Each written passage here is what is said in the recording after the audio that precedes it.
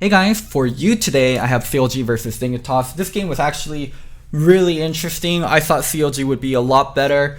Dignitas didn't play the cleanest, but we'll go over all the points where I think CLG could have won the game and they just kind of threw it, and why Dignitas fits in really well as a team. They seem very like rag band. They're not a team that looks very cohesive on paper. It seems like they have a lot of big personalities and like Hooney, Afro, and Froggen, but I actually think they work really nicely together, and it's kind of like a perfect myth. It's the island of the misfit toys. So without further ado, let's get to the quick VOD review.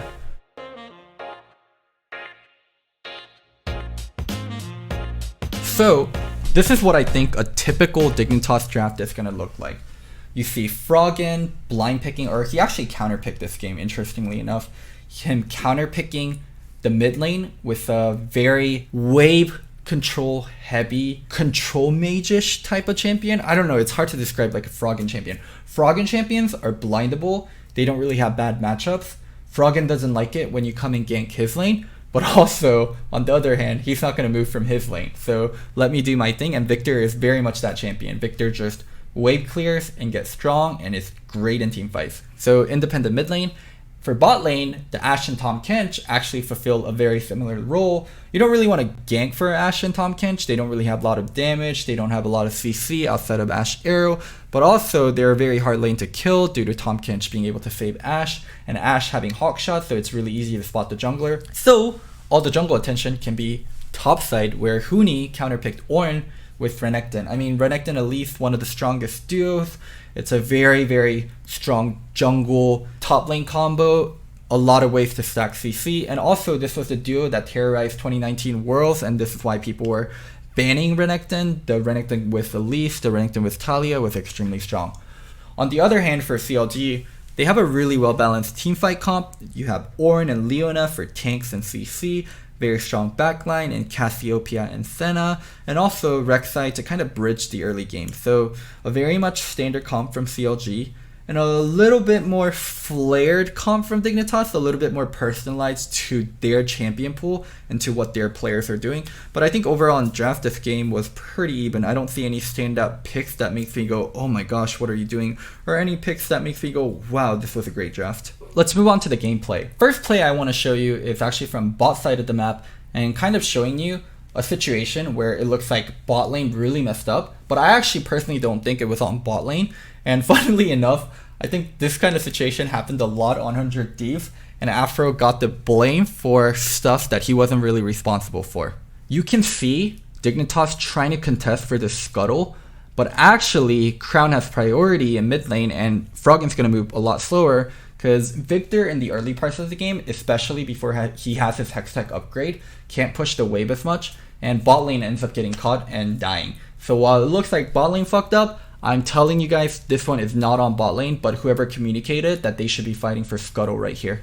So what I have for you here is a Herald play. You can see both teams all grouping up, trying to contest this Herald. What's going to be really important here is the ward usage and the lack of wards in the early game. Really look at the brush that the Cassiopeia is in right there. They aren't able to spot out the Cassio, and they're walking towards her, so Crown is able to land this beautiful flash ult. If any of them turned around and they actually got stunned, and then Crown used Miasma, Cassio's W, right after, and they aren't able to flash out, anyone that was stunned would insta-die. So yeah, this is what makes situations like objective control so hard to check into when the enemy team has control and you don't, because you're walking into potential CC like this. You can see rest of CLG turning on the offensive and chasing down rest of Dignitas after they got CC'd. Yeah, just a done situation. Because they didn't have that ward in the brush, it was near impossible for them to check in. Oh, there's actually another play that follows up on this, so we'll let it play. You can see CLG finishing off Herald, killing the little scuttle, and the Herald. Fun fact, the little scuttle that gets corrupted by the void actually turns into Rift Herald. That's why the Scuttlecraft and Rift Herald look really similar, because they're actually the same thing. One is just mutated by the void, and the other one is just normal Scuttlecraft. So anyways, CLG gets Herald, and they're moving to top lane. And Dignitas is actually going to respond to this.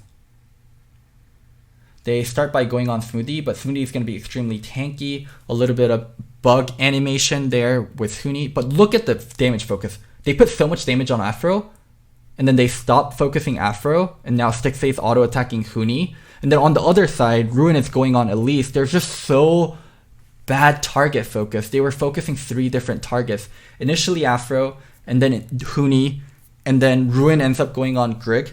If they ever just focus the same target, if they just all focus Afro, I'm pretty sure Afro dies.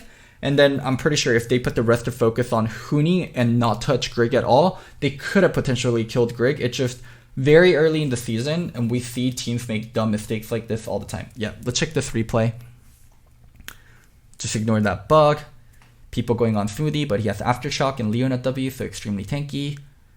Got Afro to 1/3, suddenly switches target to Huni, and you can see, yeah, Ruin and Wiggly trying to go for Grig, but Grig is Elise and has Repel and just can reset the aggro. Just terrible target focus right here.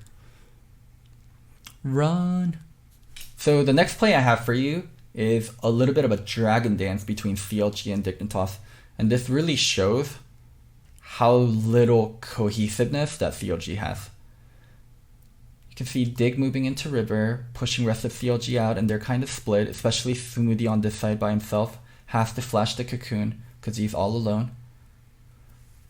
Now, one thing that happens here is even though CLG is split, you can see Froggen on the far left is very exposed to Wiggly, Stixxay, and Ruin, and he's going to be in a really vulnerable spot. And Smoothie coming in from the right side still has his ultimate.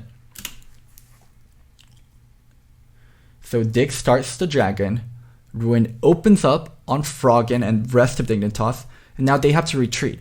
The carries and Froggen and Johnson got pushed back all the way. So here is where CLG has complete control of dragon.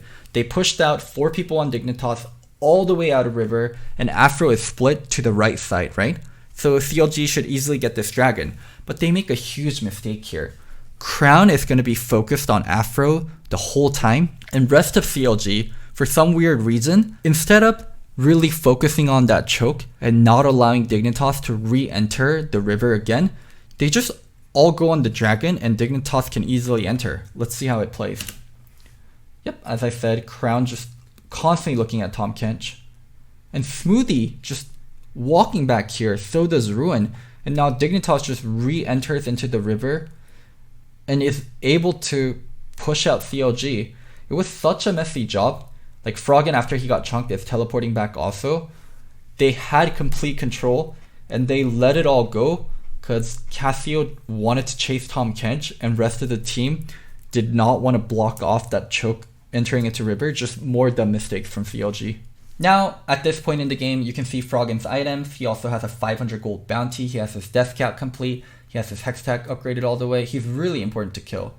But you can see here, both Ruin and Wiggly aren't enough to kill him. And Johnson lands a beautiful arrow on Ruin, which prevents him from getting that last auto on Froggen when he had the brittle debuff. And yeah, Froggen's just getting even more fed. Now he's 5-0, 700 gold bounty, just an unkillable monster. And this Victor is going to be such a threat in teamfights. Even though I said all those nice things about Froggen, I really want to show you something special that happens. So it's really hard to tell from our perspective, because right now we're looking at observer vision, and we can see everyone on the map, we see all the vision, but more importantly, we see how a teammate would see Smoothie. So how Senna's E works is, if you're in the shroud and you're on the enemy team, you actually don't know who's in the shroud, and it's anonymous. Because Smoothie's in the shroud right now, Froggen doesn't know exactly where Smoothie is, and Froggen should be really hard to open on. He has flash here, he also has Tahm Kench, but Smoothie's able to find a beautiful opening.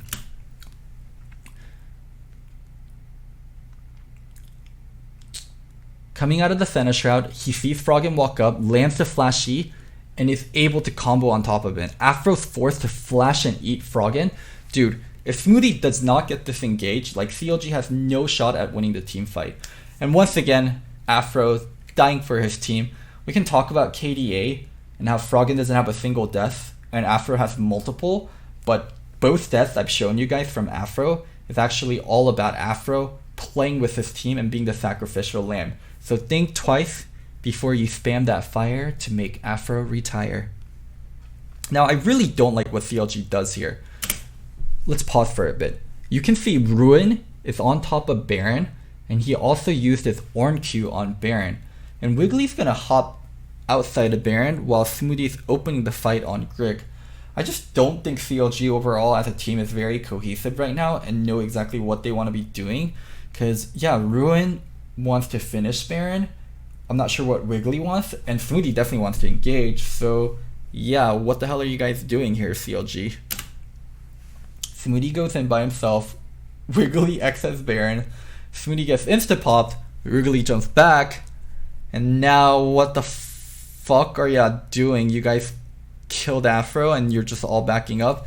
It's just a mess of a situation. You can see Dignitas has 3 dragons, and this is going to be a Dragon Soul fight. Arrow opens on Stixxay. Stixxay is able to cleanse. Now, Dig still has that Baron from taking it earlier. Grig clearing out the Blast Plant to making sure Wiggly can't jump in easily without using his tunnel. Smoothie approaching. Huni getting in there, but Smoothie is incredibly tanky with his Aftershock. And I really don't like this Ruin ult here. He's ulting a single target in Huni, and even if they kill Huni, which is going to be near impossible because he has gargoyles on Renekton for some reason, I guess he has it to be able to function as a tank. It's just a worthless ult, especially when there's targets like Victor, Ashe. I just hate watching Ornn ult be used in this way. Now, look what happens here. It's very, very important. I really want Wiggly to loop around behind Dragon and get a good angle on Froggen and Johnson and Afro, who are going to be vulnerable. But Wiggly stays on the left side, just looking at Dragon, and all his focus is on stealing Dragon. Imagine he starts walking down. Imagine he starts looking for the flank as Smoothie's coming in from this angle. Once again, Smoothie able to land beautiful 2-man stun on both the Victor and the Tahm Kench. Wiggly goes in for the Dragon. He's able to buy time with his ult. He does get the steal, prevents the Dragon's soul, but the fight is pretty over, and CLG is forced to run. You can see how disjointed CLG is playing. I really think Smoothie is landing great ults, and if the rest of the team is on the same page, this game would be completely different. Like, my god, Dignitas is so much stronger in teamfight, but they're making it just even by how well Smoothie is playing with his all these engages, getting onto the correct target at the correct time. I promise I'm not biased, but the last play I'm going to show you is also a great engage by Smoothie. You can see him E on the Ashe and ult the Victor. So the Tahm Kench actually eats the Ashe, which was a decoy target, and they actually end up able to kill the Victor without him doing a lot of damage. This is a Victor that had 1,000 gold bounty and also a stopwatch and had Tahm Kench on his team, and they're still able to kill him. Like, what more can I say about how well Smoothie played this game in terms of engages? But nonetheless, CLG not going to win this game. They just played so disjointed as a team. Whenever they had a lead, they weren't really able to turn it into objectives. Dignitas, while they were also messy, they had a better scaling comp in the sense where all their gold really well went into the right person in Victor, and he was able to get his core items and just be really strong in team fights. And Afro also did an excellent job of protecting his carries from so many of the threats that were on CLG. My final thoughts: I really like this mesh of Dignitas lineup, but for them to actually make playoffs and be a contender, they're going to need to make a lot less mistakes. Like this game, despite how well Froggen played in terms of laning, he was caught out so many times where he shouldn't have. As for CLG, I think they have good players. I like Crown, I like Smoothie. I'm sorry, Dom, I also like Ruin, and I also genuinely do like Wiggly. I think every single player on their team, like Stixxay even, have potential to be good, but right now their teamwork is absolute fucking garbage, and they're gonna need to work on it a lot. I hope you guys enjoyed this recap / quick review. Oh, also one last thing. I'm not gonna say I'm crazy, I'm Loco. Johnson played really well.